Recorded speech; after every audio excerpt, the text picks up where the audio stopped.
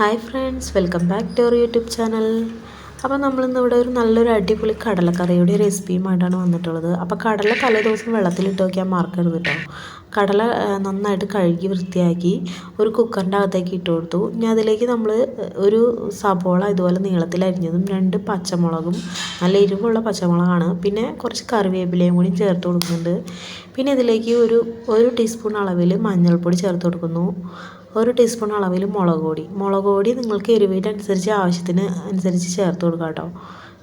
ഇത് നല്ല എരിവുള്ള മുളക് പൊടി ആയതുകൊണ്ട് ഞാൻ 1 ടീസ്പൂണാണ് ചേർത്ത് കൊടുത്തത്. പിന്നെ ഇതിലേക്ക് ഒരു 1.5 ടീസ്പൂൺ അളവിൽ മല്ലിപ്പൊടിയാണ് ചേർത്ത് കൊടുത്തത്. ഇനി നമ്മളിതിലേക്ക് ചേർത്ത് കൊടുക്കുന്നത് ഗരം മസാലയാണ്.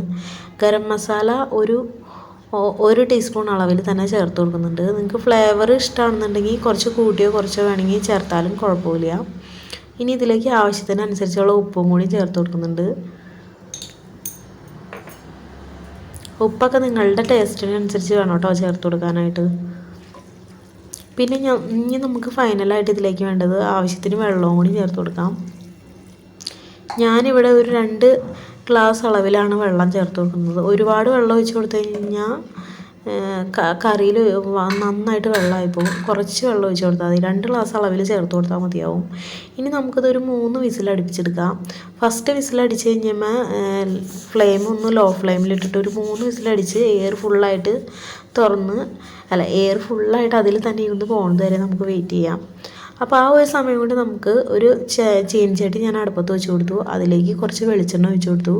ഇനി നമ്മൾ അതിലേക്ക് ഇട്ട് കൊടുത്തത് ഇഞ്ചിയും വെളുത്തുള്ളിയും കൂടി നന്നായിട്ട് ചതച്ചതാണ്. അതൊന്ന് ഇളക്കി ഒന്ന് മിക്സ് ചെയ്ത് ഒന്ന് മൂത്ത് വന്നു കഴിഞ്ഞപ്പോൾ നമ്മളിനി അതിലേക്ക്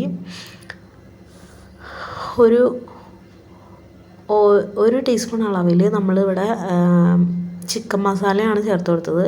പിന്നെ അതിലേക്ക് ഒരു 1/2 ടീസ്പൂൺ അളവിൽ മഞ്ഞൾപ്പൊടി, പിന്നെ കുറച്ച് മുളക് പൊടി ഇട്ട് കൊടുത്തു. പിന്നെ കുറച്ച് കറിവേപ്പിലയും കൂടി ഇട്ട് കൊടുത്തിട്ട് നന്നായിട്ട് തന്നെ ഒന്ന് മൂപ്പിച്ചെടുക്കുന്നുണ്ട്. ഈ ഒരു സമയത്ത് തീ കുറച്ചിടാൻ ശ്രമിക്കുക. ഇപ്പോൾ നമ്മൾ ഇട്ട് കൊടുത്ത പൊടിയും എല്ലാം കൂടി നന്നായിട്ടൊന്ന് തന്നെ മൂത്ത് വന്നിട്ടുണ്ട്. ഇപ്പോൾ നമ്മുടെ കടല അവിടെ കുക്കറിൽ വേവിച്ച് വെച്ചത് നന്നായിട്ട് റെഡി ആയിട്ട് വന്നിട്ടുണ്ട് കേട്ടോ. ഇനി നമുക്കത് ഇതിലേക്ക് ചേർത്ത് കൊടുക്കാം. ഇനിയൊന്ന് നന്നായിട്ടൊന്ന് ഇളക്കി മിക്സ് ചെയ്ത് യോജിപ്പിച്ച് കൊടുത്തതിന് ശേഷം നന്നായിട്ട് തന്നെ ഒന്ന് തിളച്ച് വരാനായിട്ട് വേണ്ടി വെയിറ്റ് ചെയ്യാം. ആ ഒരു സമയം കൊണ്ട് നമുക്കൊരു മിക്സും കൂടിയും റെഡിയാക്കി എടുക്കേണ്ടതുണ്ട്. അപ്പോൾ നിങ്ങൾ വീഡിയോ സ്കിപ്പ് ചെയ്യാതെ തന്നെ കണ്ടുപോകാം കേട്ടോ. എൻ്റെ വീഡിയോസ് ആദ്യമായിട്ട് കാണുന്നവരുണ്ടെങ്കിൽ നമ്മുടെ ചാനലൊന്ന് സബ്സ്ക്രൈബ് ചെയ്ത് സപ്പോർട്ട് ചെയ്യാനും കൂടി മറക്കരുത്. ഇനി ഈ ഒരു സമയത്ത് വേണമെങ്കിൽ നിങ്ങൾക്ക് ഉപ്പൊക്കെ ഒന്ന് നോക്കിയിട്ട് ഉപ്പ് കുറവുണ്ടെന്നുണ്ടെങ്കിൽ കുറച്ച് ഉപ്പ് ചേർത്ത് കൊടുക്കാം. ഇനി നമുക്കിതിലേക്ക് ഞാൻ കുറച്ച് കടല വേവിച്ചത് മാറ്റി വെച്ചിട്ടുണ്ടായിരുന്നു. അതിലേക്ക് ഒരു 4 കശുവണ്ടിപ്പരിപ്പും കൂടി ഇട്ടിട്ട് നമുക്ക് നന്നായിട്ട് തന്നെ ഒന്ന് പേസ്റ്റായിട്ട് അരച്ചെടുത്തിട്ട് വരാം. ഇപ്പം നമ്മുടെ അരപ്പ് ഇവിടെ റെഡി ആയിട്ടുണ്ട്. ഈ ഒരു പരുവത്തിലാണ് നമുക്കിത് റെഡിയാക്കി എടുക്കേണ്ടത് കേട്ടോ. ഒരുപാട് വെള്ളം ചേർക്കരുതേ, കാരണം നമ്മുടെ കറിയിലും അത്യാവശ്യത്തിന് ചാറുള്ളത് കൊണ്ട് ഒരുപാട് വെള്ളം ചേർക്കരുത്. ഇനി നമുക്കിതിലേക്ക് ചേർത്ത് കൊടുക്കാം ഈ അരപ്പ്.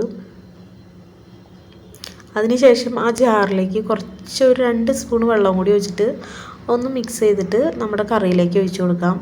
ഇനി നമ്മുടെ കറിയിലേക്ക് നമ്മൾ ഇട്ട് കൊടുത്ത അരപ്പൊക്കെ നമുക്ക് എല്ലാ ഭാഗത്തും ചെല്ലാനായിട്ടൊന്ന് ഇളക്കി യോജിപ്പിച്ച് കൊടുക്കാം. ഇപ്പം ഞാൻ ഉപ്പ് നോക്കിയപ്പോൾ കുറച്ച് ഉപ്പ് കുറവ് പോലെ തോന്നി. അപ്പോൾ കുറച്ച് ഉപ്പും കൂടി ചേർത്ത് കൊടുത്തു. ഇനി നമുക്ക് നന്നായിട്ട് ഇതിനെ തിളയ്ക്കാൻ വിടാം. നന്നായിട്ട് തിള വന്ന് നന്നായിട്ടൊന്ന് കുറുകി വരുന്നവരെ നമുക്ക് വെയിറ്റ് ചെയ്യാം. ഇതുപോലെ നിങ്ങൾ കറി ഒറ്റ പ്രാവശ്യം വച്ചിട്ടില്ലെങ്കിൽ ഇതുപോലെ ഒന്ന് ട്രൈ ചെയ്ത് നോക്കൂ കേട്ടോ. നല്ല ടേസ്റ്റാണ്. നമ്മുടെ ഐറ്റം ഇവിടെ റെഡി ആയിട്ടുണ്ടായി. അപ്പോൾ നമുക്ക് വീണ്ടും കാണാം നല്ലൊരു വിഭവമായി.